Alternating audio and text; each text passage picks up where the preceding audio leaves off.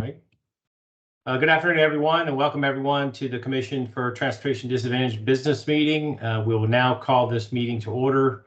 Executive Director David Darm will do a roll call. And remember, our commissioners, to please unmute your lines or mics or whatever you're dealing with at that time. All right, so commissioners, if you would please unmute your line. And if, by the way, if you're on the phone, please hit *6. I will call your name to signify by saying aye. Chair Stevens. Aye. Commissioner Barrios. Commissioner Barrios. Commissioner Gray. Aye. Commissioner Knight. Aye. Commissioner Elwell. Aye. Commissioner Tellez. Commissioner Tellez. I'm sorry, this is Commissioner Barrios. I was trying to unmute myself. Thank you. Well, I will say we have a quorum present, Mr. Chair. We'll give Commissioner Tellez a few minutes. If not, I'll reach out to her. Okay. All right. Well, we are facilitating today's business meeting through Teams and, of course, on the phone via teleconference. We do ask everyone to please mute your microphones in either case, unless you're ready to speak. For those participating on both platforms, you'll have to mute your computer audio. Otherwise, we'll get an annoying echo bounce. With that, I'd like to go to the next slide. Go ahead and kick off the meeting with the Pledge of Allegiance. If you're able to stand and join me as we say the pledge. I pledge allegiance to the flag of the United States of America and to the republic for which it stands, one nation, under God, indivisible, with liberty and justice for all. All right, thank you, everyone. We'll now get into the introductions and just some general rules of engagement for the meeting. We initially want the commissioners on the phone and advisors to introduce themselves. I'll begin. I've been on the commission about 3 years, mainly because of my son Jared, who has cerebral palsy. So, the other commissioners, would you introduce yourselves, please? This is Commissioner Gray. I'm living right now in Brevard County. I've been on the commission since 2019. I'm on the commission because I'm a person with cerebral palsy and know the obstacles that person who doesn't have access to transportation faces when you're trying to do things such as work or other life activities. And I've been advocating for people with disabilities for over 20 years, and I actually started advocating in transportation. Okay, thank you. Commissioner Barrios. Hi, this is Commissioner Barrios. I'm from Tallahassee. I'm on the commission as a person with a disability. I'm completely blind, and I've been using paratransit, well, for about 20 years now in different cities and different states. And I'm excited to help advocate and learn more about what's happening in our state. So, okay, thank you. Commissioner Elwell. And I heard you, Commissioner Tellez. I'll work you in the rotation here. Good afternoon. Don Elwell. I'm represent from the middle portion of the state, if you will, south central, down here in Highlands County. Was county commissioner for about 10 years and served on the as chair also on the LCB board here in South Central Florida, which was Highlands, Hardy, DeSoto,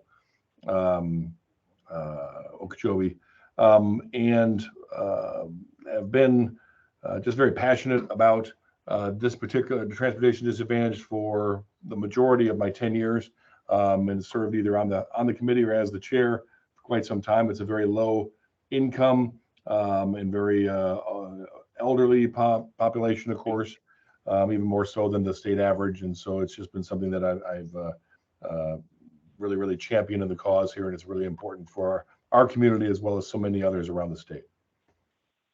Okay. Thank you, Commissioner. Well, Commissioner Knight. Good afternoon. My name is Renee Knight, and I'm Vice President of Community Services for Elder Source. I live in the Jacksonville, Florida area, and I've been on the commission since 2019, and I have over 26 years experience working with seniors and senior programs.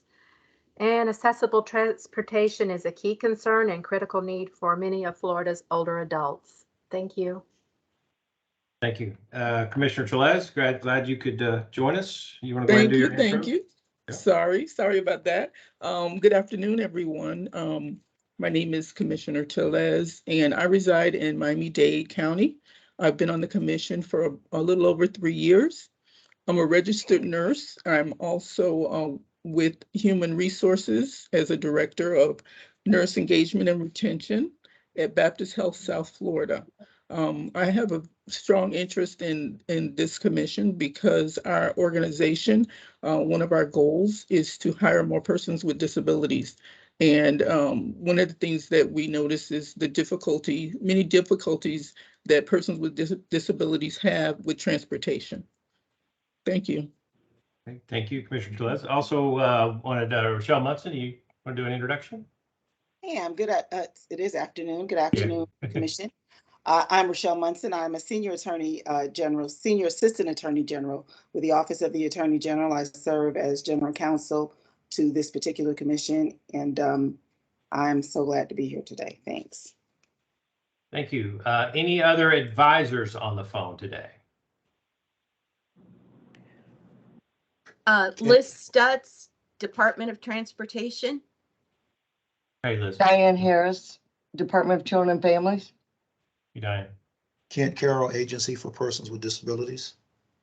Hey, good afternoon, Kent. Krista Carter, Department of Elder Affairs. Krista? Lena Aragon, Palm Trend. All right. Anyone else? If not, let's get into some of the meeting rules. Thanks for being investing a little time in us this afternoon. This is a public meeting and operates under Florida's Government and the Sunshine Act.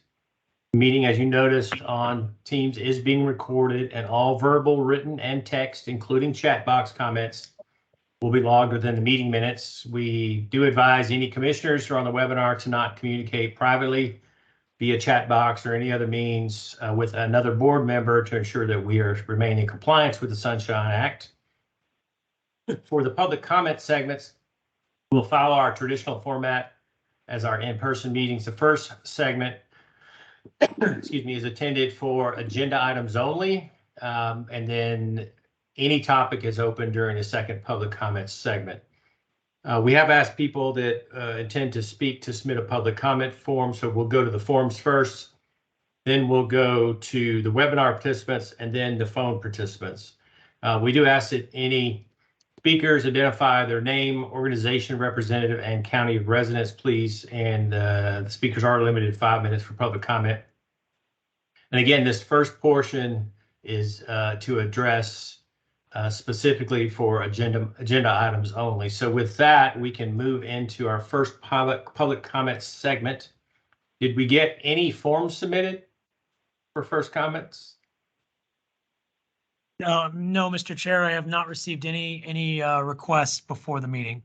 Okay, so then we'll move to the Teams meeting. Is there anybody on the Teams meeting which would like to take advantage of this first public comment section? Remember to identify your name, organization, if one, county residence, and remember the 5-minute limit. And remember to unmute if you need to.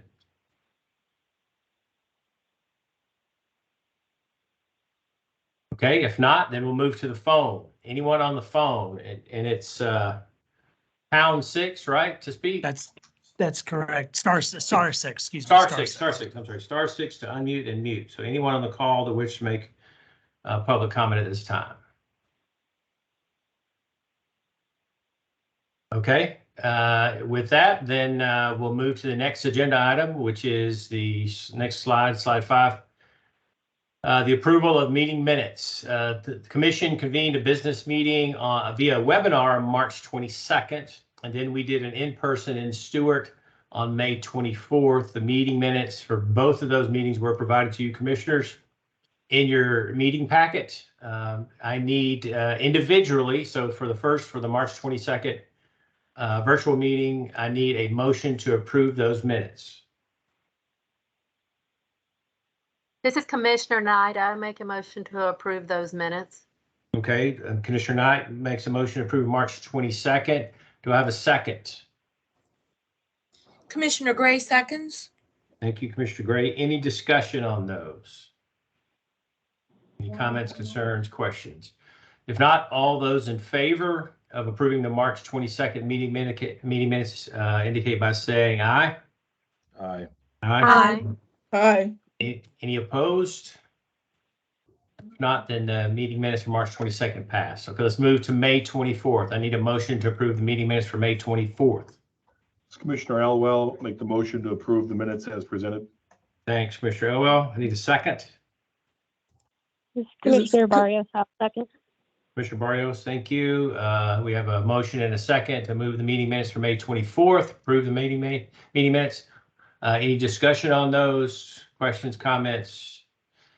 If not, then all those in favor indicate by saying aye. Hi. Aye. Any opposed? If not, then the motion carries. So both sets of meeting minutes have been approved. All right, so let's get to some of the meat of the meeting today. Is the purpose of today's meeting is to approve grant funding for both the Shirley Conroy and the Innovative Services Development Grants, or otherwise known as ISD grants. Both programs promote competitive grant application process, as most folks know.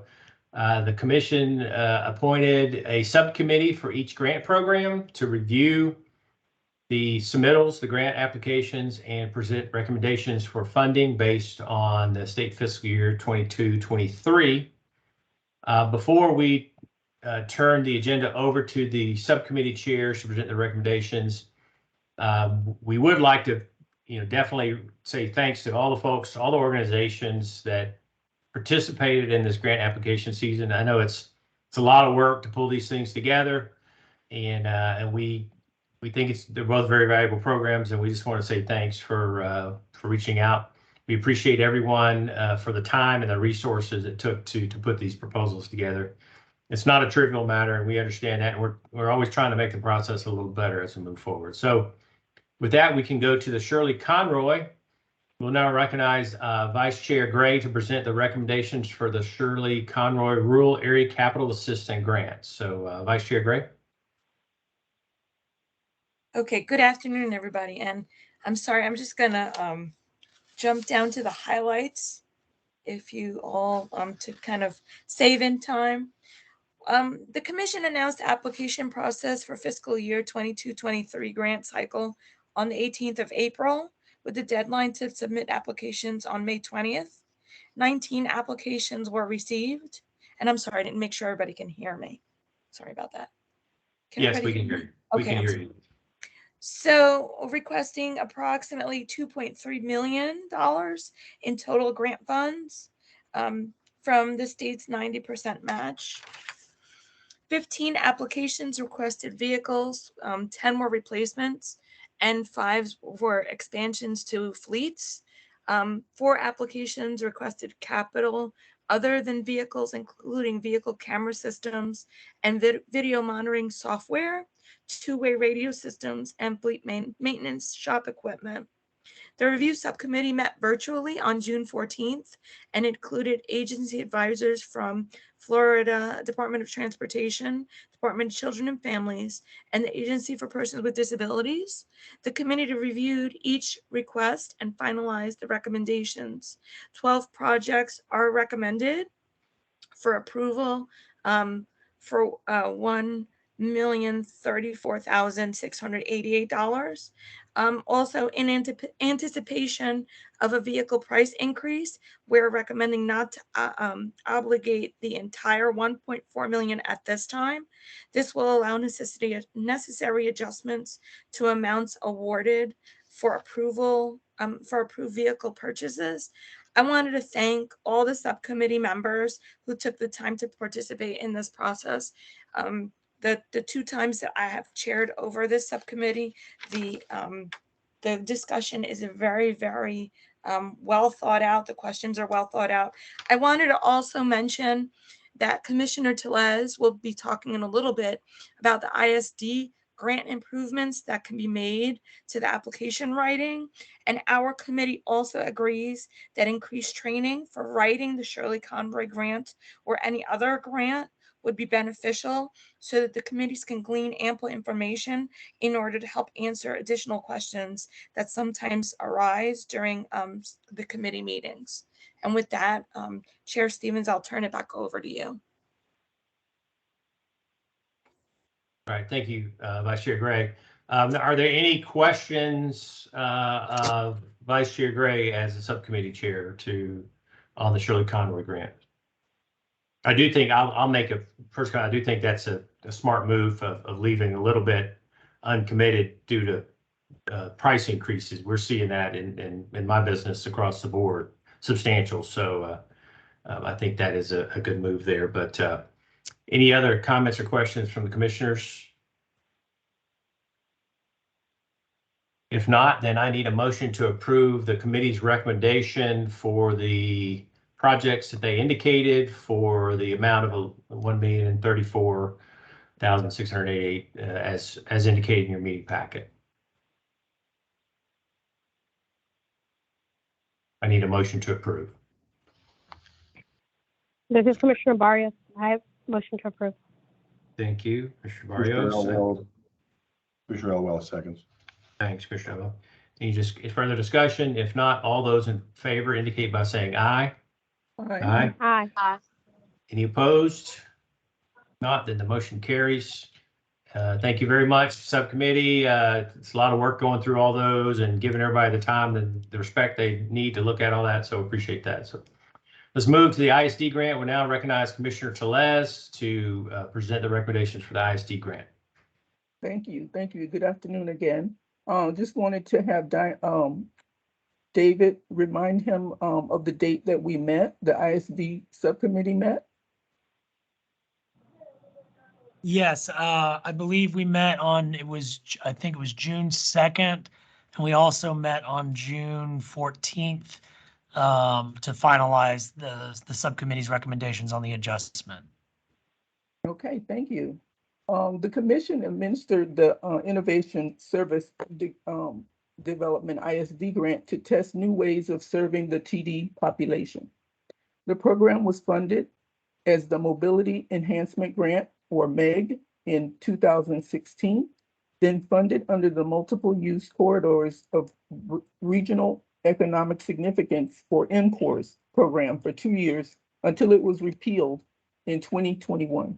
We are pleased, though, that the Florida legislature reinstated the $4 million to the ISD grant for the fiscal year 2022-2023.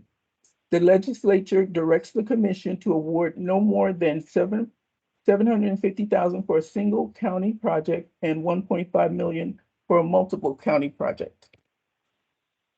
The commission announced its application process in March and conducted 2 training workshops outlining the expectations for the projects in FY 22 and 23.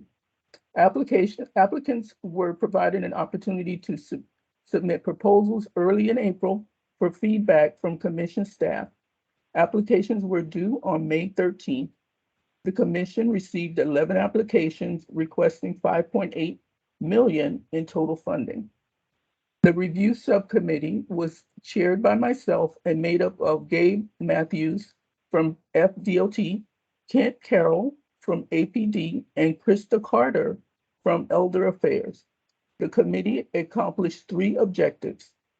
First, we reviewed each application.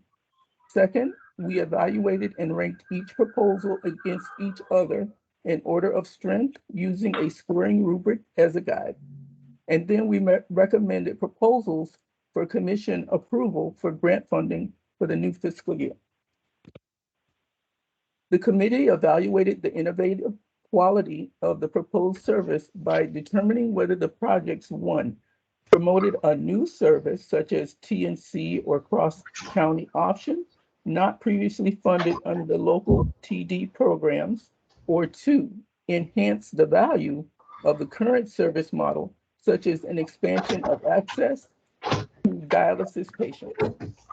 The commission contracted with Thomas Howell Ferguson to assist in the performance analysis of the proposed services.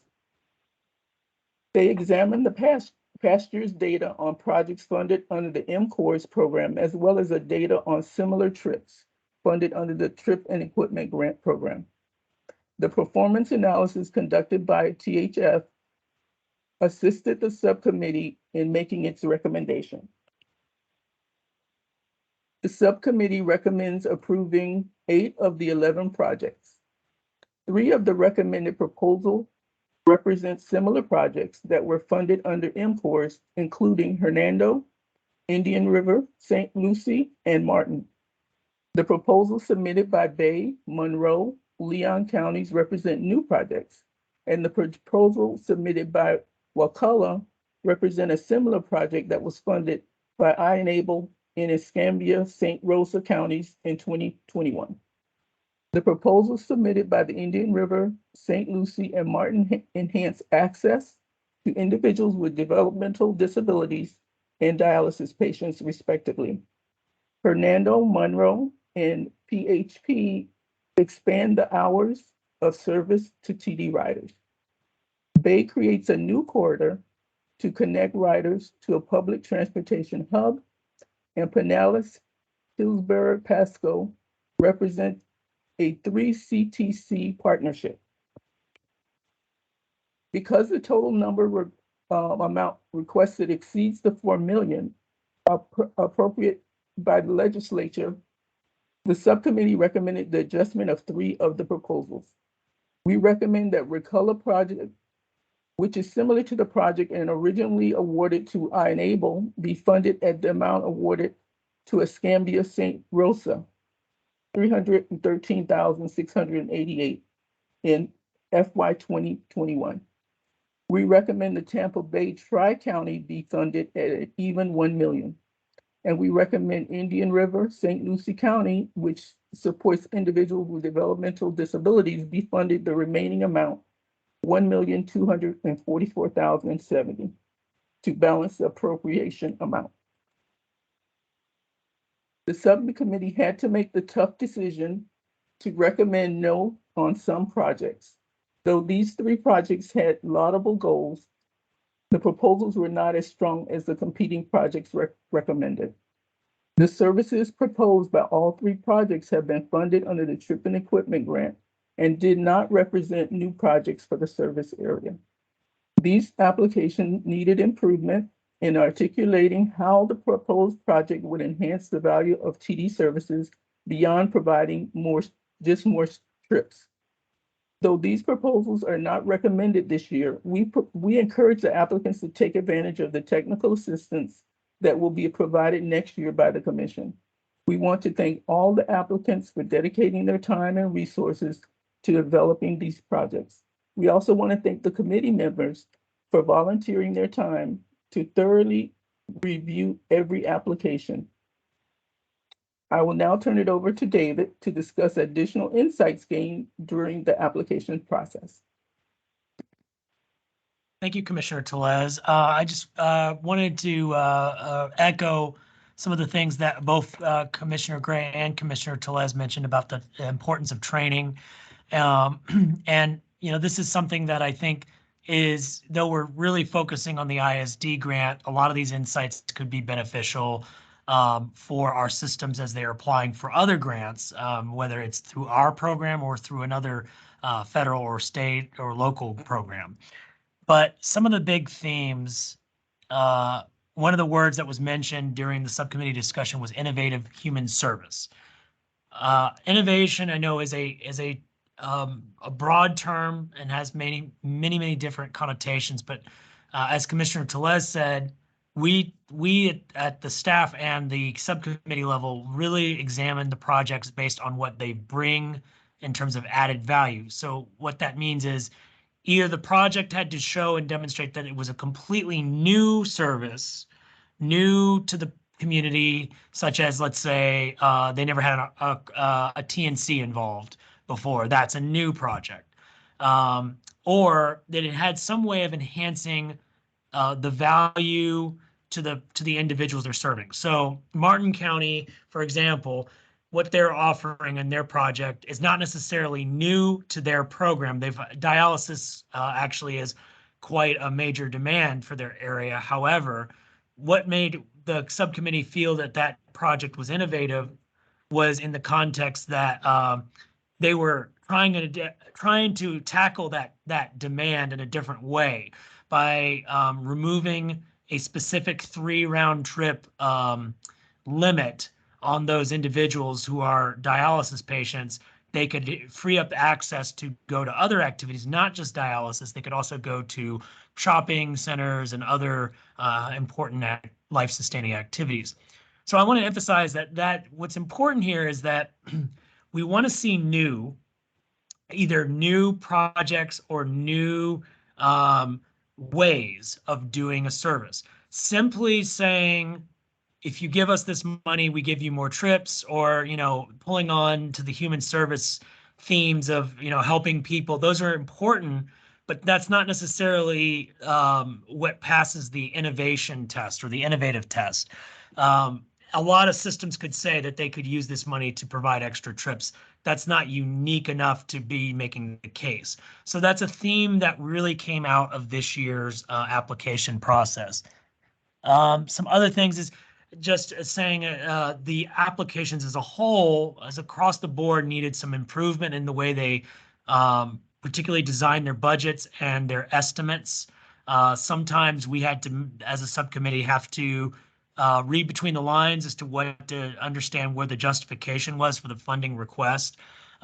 So those are important in going into the future, just to being mindful that, show your work, show, not just tell. Why is it that this amount? Remember, we are not having as much money this year, and possibly that's going to be the case in the next year if we get this again.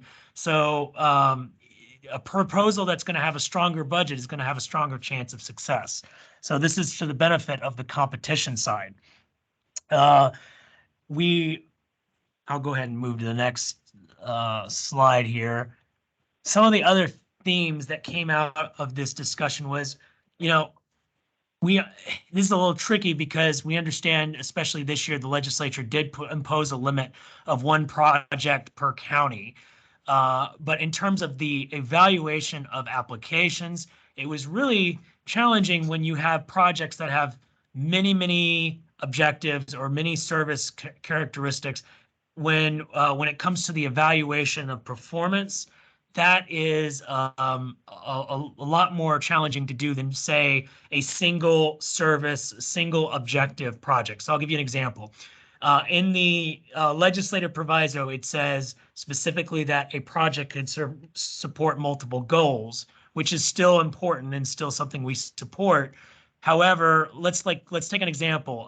Monroe County's proposal is doing an extension of their cross-county mobility, and that is a single objective, but it fills the goals of both cross-county and enhanced access that were in the proviso. So yes, a project can serve multiple goals, but the objective of the service should be really clear and concise and direct. Conversely, it was a little bit more challenging to evaluate proposals like Hernando's and Tampa Bay's, which had multiple different service characteristics being attached. We understand that there's limitations that kind of force that. But in terms of we're really speaking in terms of the evaluation side, we would like to see moving forward a much more consistent, clear focus in these projects moving forward in the future.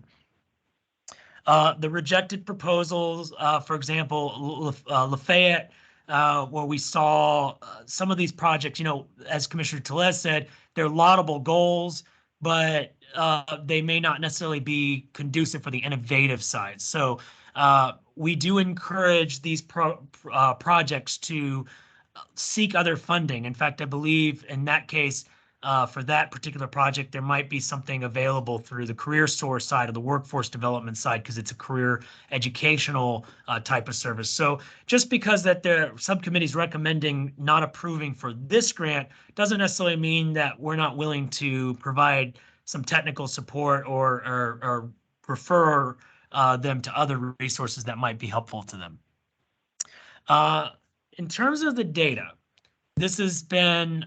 this particular cycle has been the most engaged we've been, I think, since the history of this grant in terms of analyzing the data. We really took a new approach with looking at the trip and equipment grant to see if the trips that they were recommending or requesting that they would do, could they have been supported under the trip and equipment grant? And we had enough data between the past year grants of ISD as well as what the CTC generally submits to us on their invoice for their regular TD trips, that we could be able to make a little bit more inference than what we've had to do in the past.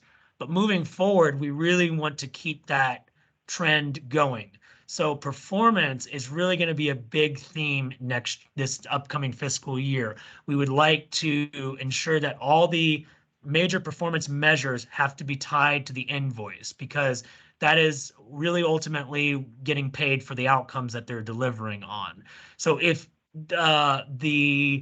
for example, like if one of the performance metrics they identify was customer satisfaction surveys, and that's not on the invoice, that needs to be included with the invoice is what we would recommend to be able to ensure that they're being held accountable to those performance metrics that they put in their proposal. If the project is supporting a TNC, we really want to be sure that on-time performance is also captured, because that tends to be what the benefits have been argued for a TNC to come in. That's an Uber or Lyft or another type of technology company that, to make sure that we not just look at the pickup and drop off time, but also to look at the scheduled time. So Leon County, for example, submitted a proposal where they would include scheduled time as part of their performance. And that's something we want to see more of in other systems when we're trying to measure performance, that we also look at on-time performance. Right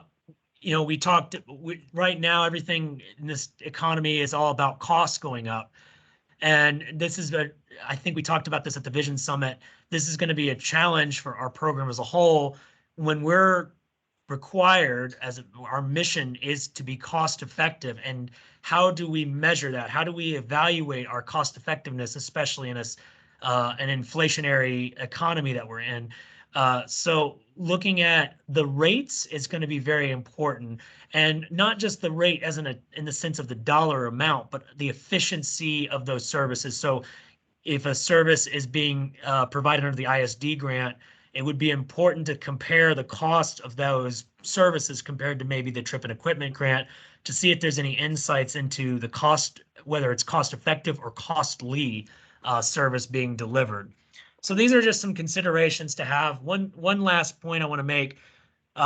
This year, we would like to recommend to the commission as a whole to have either a presentation at a commission meeting by each of these grant applicants to give you direct feedback, and you as commissioners have the direct chance to ask them questions and evaluate their presentation, and starting a dialogue. And so it's not just the dialogue that we have through the subcommittee process, but actually at a commission level.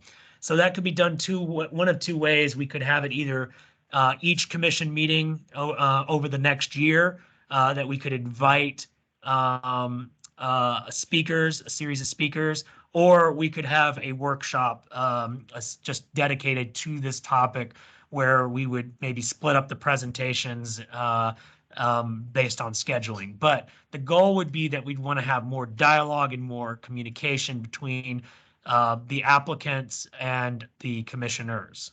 So I believe that is all I have. I'll take, or Commissioner Tellez and I can take any questions from the commissioners. Yeah, Director Jarvis, Phil Stevens, I like the idea of working it into our existing meetings, maybe one or two a meeting, so that we're kind of I mean, if we drink from the fire hose all at one workshop, it may be a bit much, but I do like the idea of working it into our normal routine meetings as we move along, and not necessarily have a separate meeting on it. Are there any commissioners, any questions of Commissioner Tellez or Director Darm? Comments? If not, I need a motion to approve the recommendations as presented by the subcommittee and Commissioner Tellez. I'll make a motion to approve the recommendations presented by Commissioner Tellez. This is Commissioner Gray. Yes, Commissioner Gray, thank you. I need a second. Commissioner Knight seconds. Thank you, Commissioner Knight. There no further discussion. All those in favor of approving the recommendations signify by saying aye. Aye. Aye. Any opposed? If not, then the motion carries. Let's go to the subcommittees. Each year, the commission appoints subcommittees and work groups, as we've just been discussing, to recommend policies and other strategies that advance our general mission. We'll now turn it over to Director Darm to present the upcoming subcommittee structure.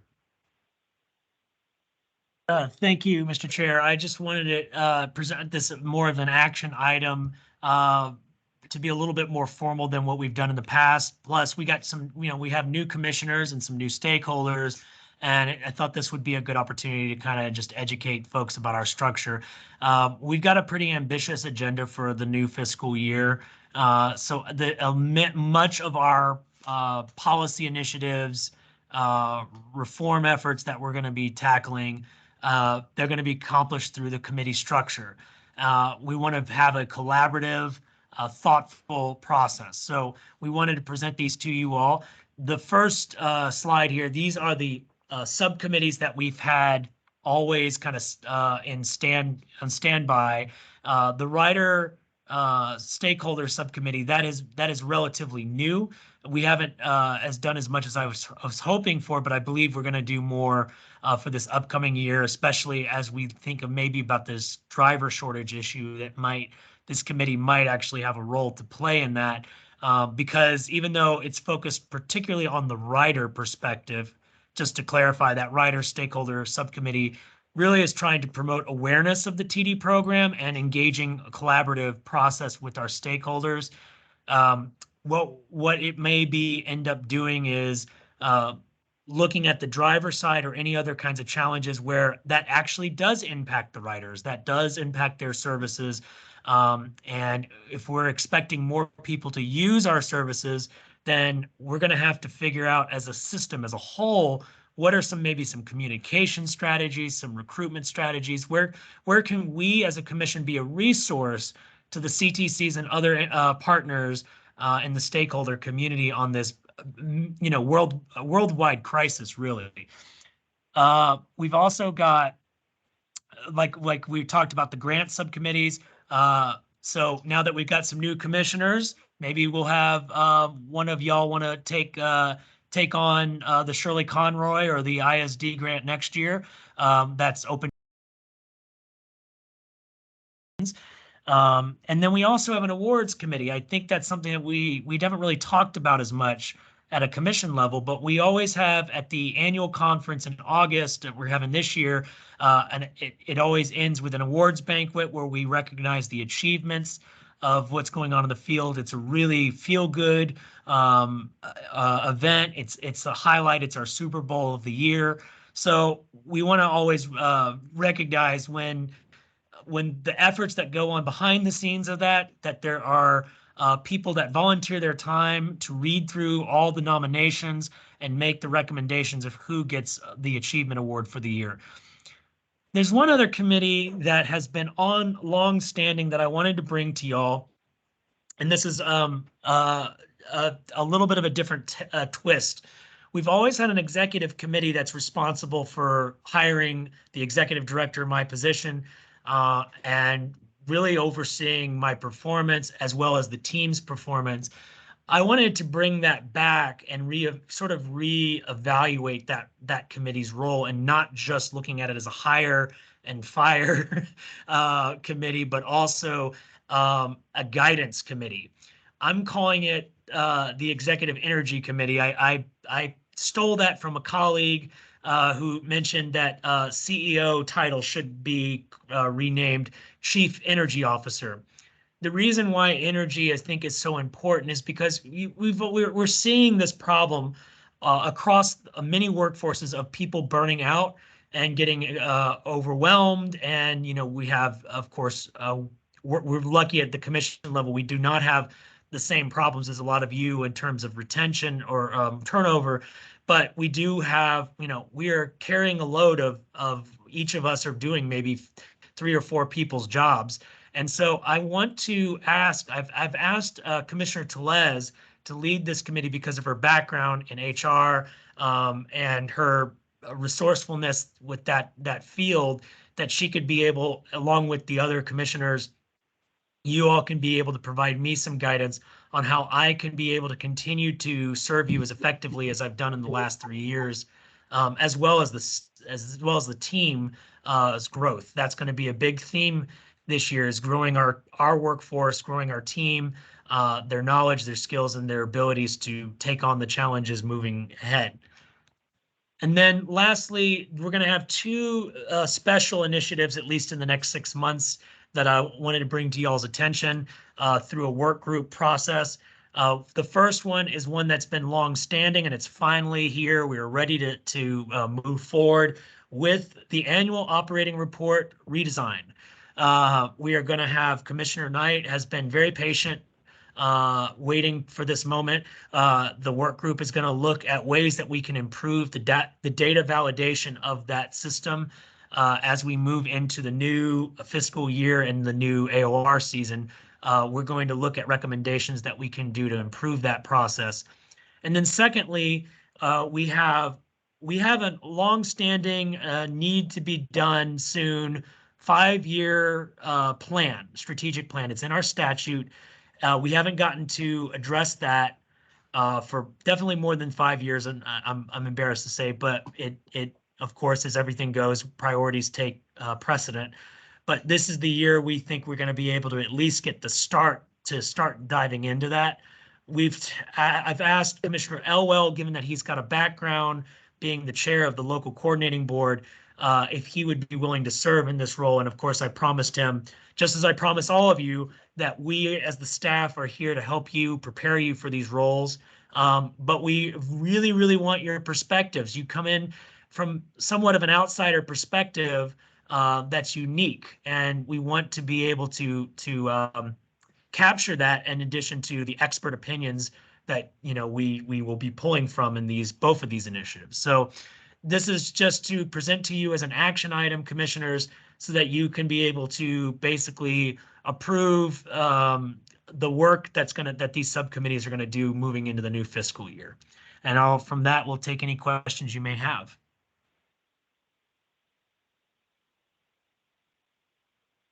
Any questions for Director Darn? If not, we'll need to take a motion to approve the subcommittee structure as identified so far. I know there's a couple of blanks there still. Mm-hmm. I need to take a motion to approve what we have so far so that we can formalize this process. So I need a motion. This is Commissioner Tellez. I make a motion to approve this structure. Thank you, Commissioner Tellez. I need a second, please. This is Commissioner Barrios. I'll second. Thank you, Commissioner Barrios. With that, all those in favor of approving the committee and work group structure as presented signify by saying aye. Aye. Aye. Any opposed? If not, thank you very much. That's the last of the action items, if I'm correct. And let's move to your executive director report. Okay, so actually, before I do get into this, I do want to mention, Mr. Chair, that Rochelle Munson reached out to me today and said that she has one very small, quick action item that she would like to request. Why don't we go ahead and do that now? Okay. And then I can go through my report real quick. Is that all right with you, Sure. Mr. Chair? Sure, yeah, that's fine. Go ahead, Rochelle. Yes, thank you. And this item is being added for good cause shown, and I would just need the chair's approval on that. And the item is the annual regulatory plan. It's the time of year again for all of the commissions and board to do proposed rulemaking.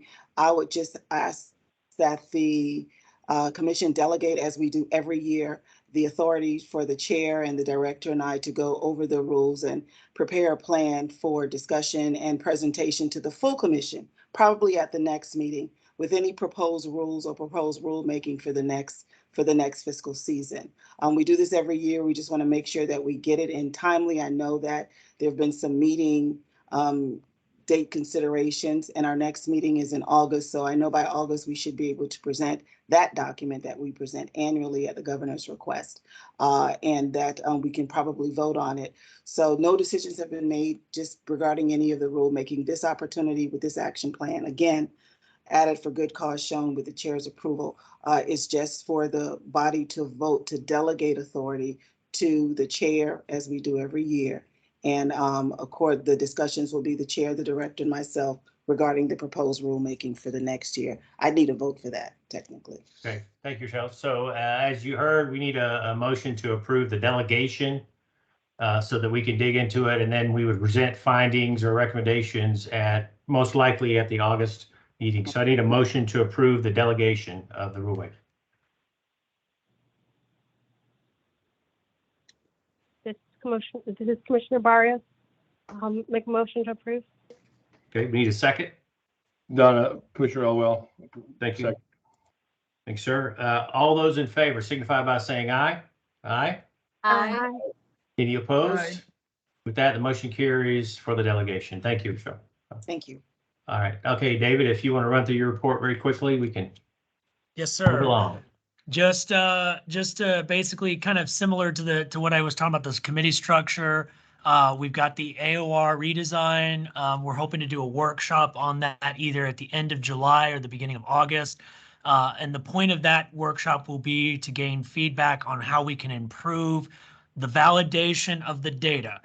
I want us to focus more on the validation and accuracy and consistency of the data, and then we can debate about what variables and other things need to be included in there. But the priority is really about getting that data accurate, because of what that has been found in the formula study we did a couple years ago.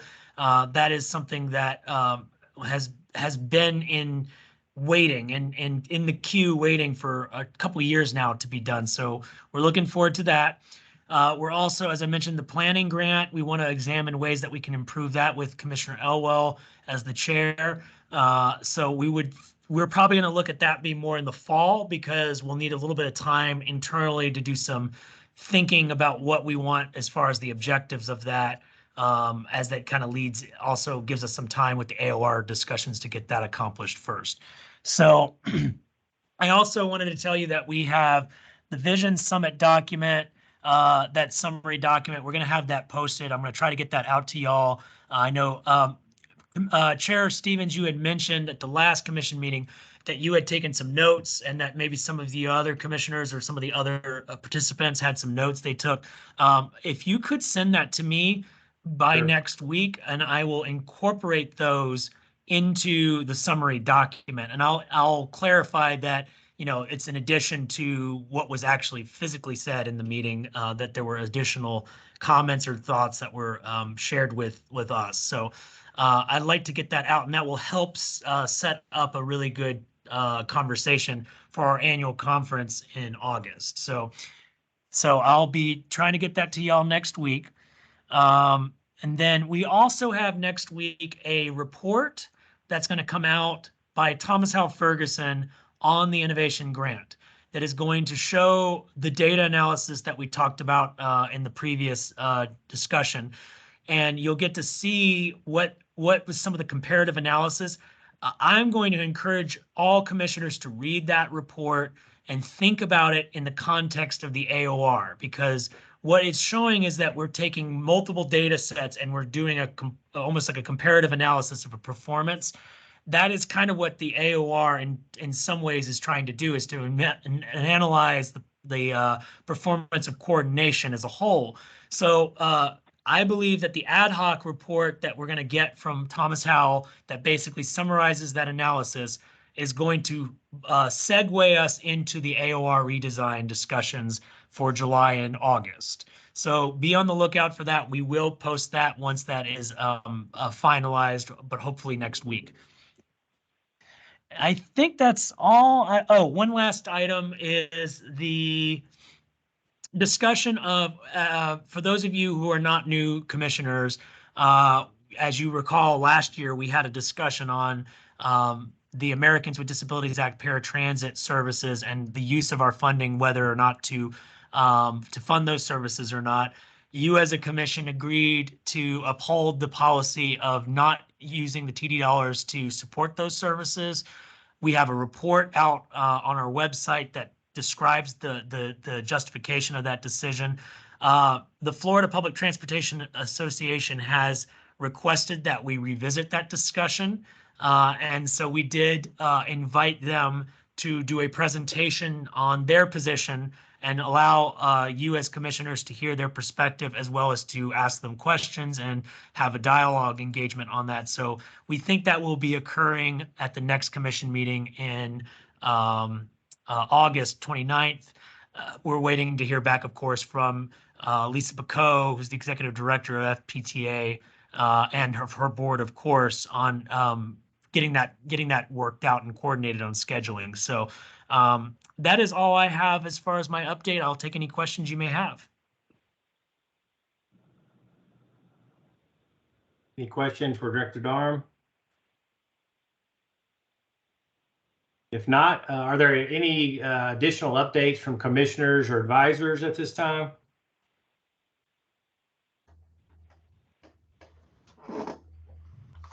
Okay, if I'm not hearing anything, so now we'll move to our second and final public comments segment. Again, we'll go in the order of any cards submitted in advance. If not, then anyone on the Teams meeting that wishes to make a public comment at this time. And this can be about anything. The second segment can be anything, not just restricted to the agenda items. Not, remember to unmute. Then we'll move to the phone, *6. Anyone on the phone interested in making a public comment at this time? Hearing none, we'll close out this second public comment section period. Our next business meeting in Orlando, we talked about on the 29th at 2 p.m. It'll be held in conjunction with the annual conference, which will be the following 2 days, the 30th and 31st of August, where we will continue these discussions. So I thank everyone for your time this afternoon, and we look forward to seeing you in August. I need a motion to adjourn, please. This is Commissioner Barrios. Motion to adjourn. Thank you, Commissioner Barrios. I need a second. Second from Commissioner Elwell, and thank you, Chair Stevens, for your efforts today as well. Thank you. All those in favor of adjourning, signify by saying aye.